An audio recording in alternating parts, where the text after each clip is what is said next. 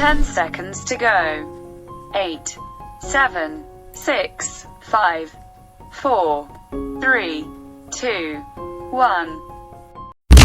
Broadcasting live worldwide.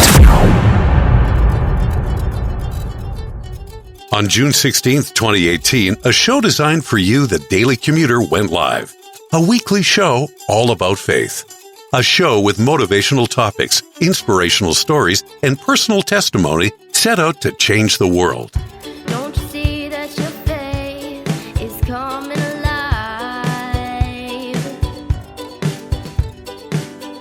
Don't you see that it's tested every time? He's the one that makes your life divine.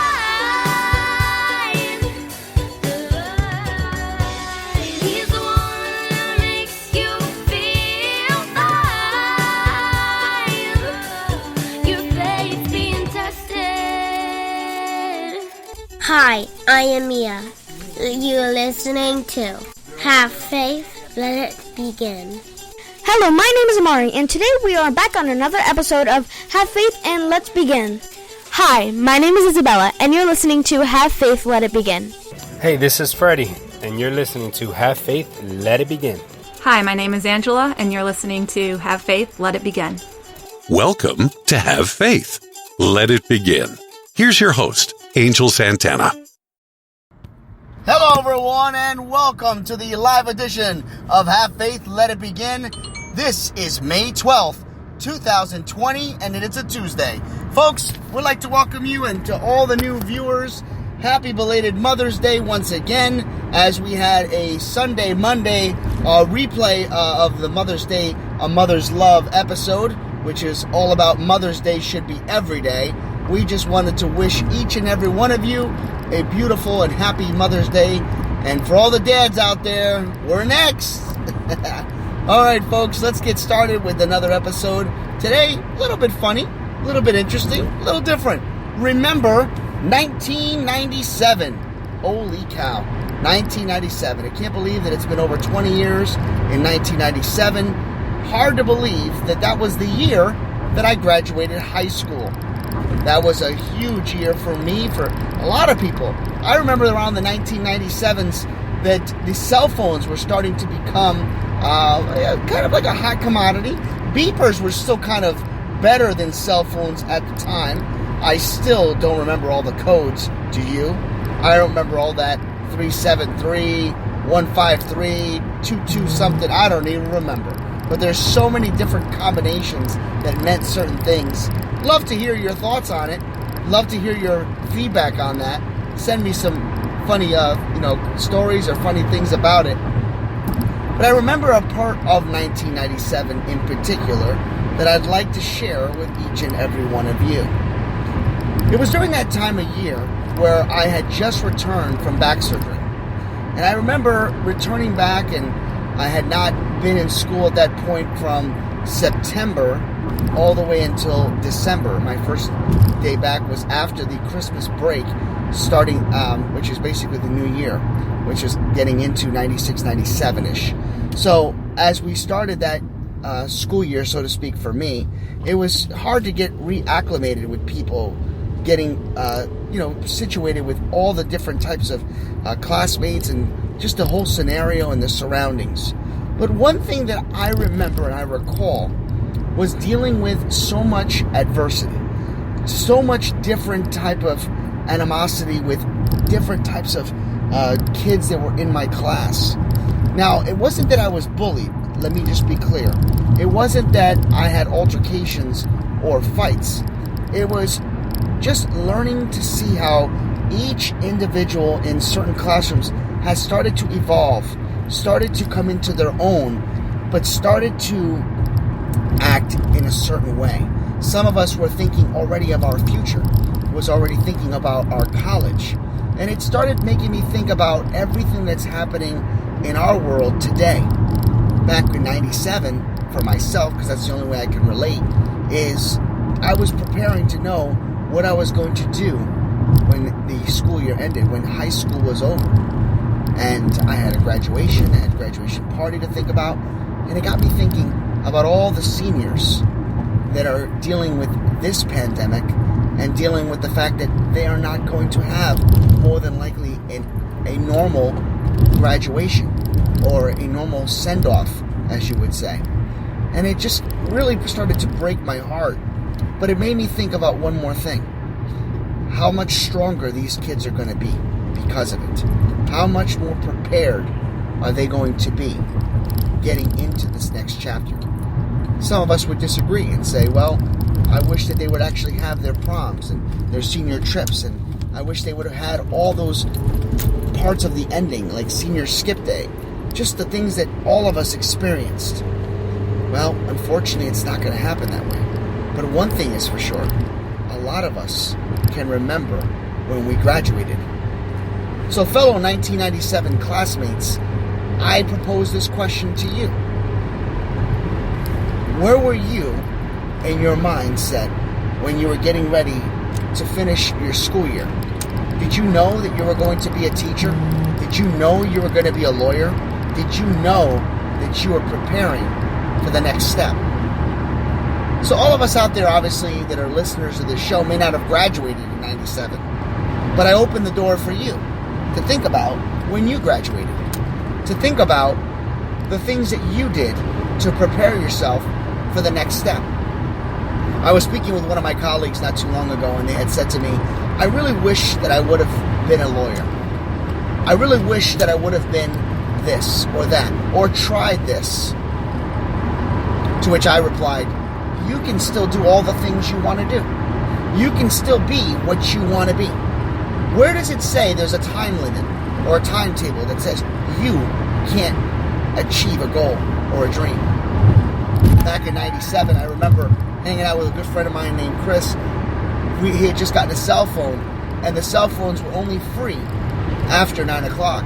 Well, 9:01 if you want to get technical. I remember having a beeper with my ex-girlfriend, and she would send me these codes, and I'd have to tell my classmates, what does this code mean? And they'd laugh and not tell me what it was. Or some of the girls would get googly-eyed and say, she just told you that she loved you. Whatever happened to those days when we could actually conversate with each other, respect our teachers, respect our elders? Some of us always say, I remember back when we were younger, we used to just do things so much more different. And it's hard to imagine that the children of today are growing up in a world of the new norm.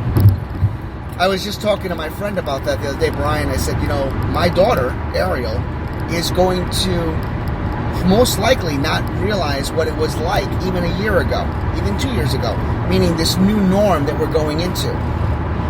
Will we be able to still shake hands? Will we be able to embrace one another when this is all over? And it got me thinking again of 1997. So it's not so much as, even though the title is about remembering 1997, it's an opportunity for all of us to try to remember how it was like when we were in high school, how it was like when we were seniors, and where our mindsets were at. Think about that. And let's propose the question. What would you have done if the pandemic was around that time? What would you have thought of to do during those times? Yes, it's very hard to try to relive the past and put it to today's present. But let's just propose that question. What would you have done differently during your senior year?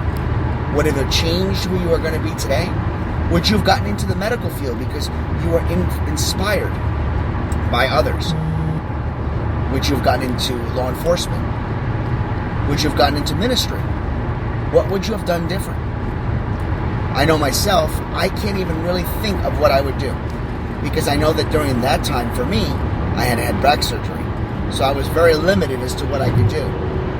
But I think that if I really were to engage and try to think about what I wanted to do, knowing what I know today, I would have definitely went in and did some more of psychology and done a lot more, a lot faster, a lot sooner in ministry.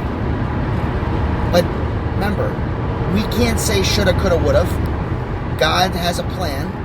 God's timing has always been designed for each and every one of us. So as we get ready for this next phase, this next chapter, this next school year, this next summer time, this next fall and holidays that are fast approaching, one must remember that we all have to adapt. We all have to say to ourselves, what do we want to do? What can we do to make this world a better place? And what are we doing now to achieve our goals and dreams? My prayer today is for all the seniors that are unable to have their day in the spotlight to grab their diploma. At the end of the day, no one can take that diploma from you. At the end of the day, you've worked hard to get you to this point. And a celebration can happen anywhere. Just like we can pray to God anywhere. So I wish all of the seniors a happy graduation. I wish all the seniors an opportunity for you to remember that God has a plan and a gift and a treasure designed for you. And I hope that all of you achieve and reach the goals that are set on the path that God has laid out for you. And never forget that on your special day, on the day that you'll look back 10, 20, 30, 40 years from now, you can say to yourself, the pandemic was here, but my future was still in front of me. Have faith. Let it begin. Thank you for listening to another episode of Have Faith, Let It Begin. That's right, Ariel. We're done with another show. And it's always great to have this show with you, my love. You know, we're going to encourage each and every person to listen to our show every single weekday. That's right, you and I are going to help change the world. Do you think that you can do that for me? Huh? Yeah, you know you can. She does. We want to let you know, and yes, we encourage you to listen to our show each and every weekday, and it's going to be live at 7:30. Make sure you're subscribed to our show. Make sure you get ready, fasten those seatbelts, because Ariel and I and my family are going to bring you a new topic, a new story each and every day, right?